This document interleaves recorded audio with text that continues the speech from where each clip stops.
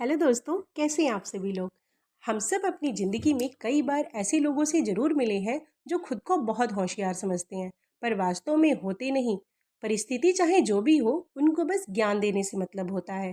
आज की मज़ेदार कहानी इसी बात पर है।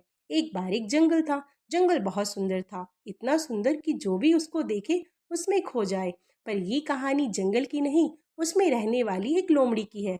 लोमड़ी खुद को बहुत होशियार समझती थी। जब देखो तब जानवरों को सलाह देती रहती थी। लोमड़ी ने अपना छोटा सा घर बना रखा था, जिसमें बैठकर वो पूरा दिन डींगे हाँका करती थी। उसी जंगल में एक खरगोश भी था। खरगोश चालाकी में लोमड़ी का भी नाना था।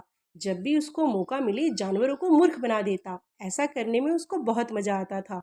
एक बार की बात है, उसके पीछे दो शेर पड़ गए। तब उसने सोचा आज तो उसका अंतिम दिन है। वो बहुत जोर जोर से छलांगे लगाकर भागा और सीधा लोमड़ी के पास जा पहुंचा।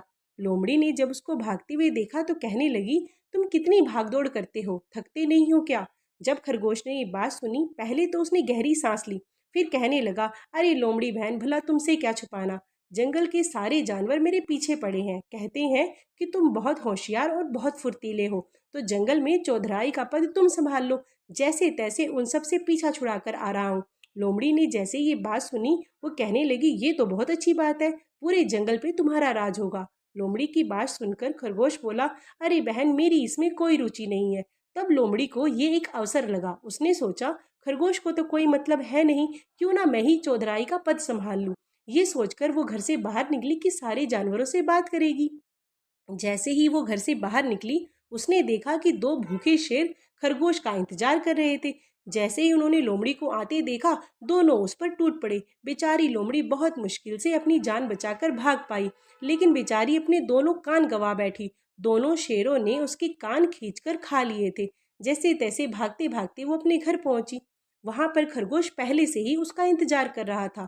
जैसे ही उसने खरगोश को देखा, पहले तो उसने खुद को थोड़ा संभाला, फिर खरगोश पूछने लगा कि क्या हुआ। लोमड़ी ने बताया, अरे चौधराई तो बहुत कान खिंचाई का काम है, ये तो बहुत मुश्किल काम है, ये तो मेरे बस का है ही नहीं। अब मुझे समझ में आया कि तुम इस पद को लेने से मना क्यों कर रहे थे।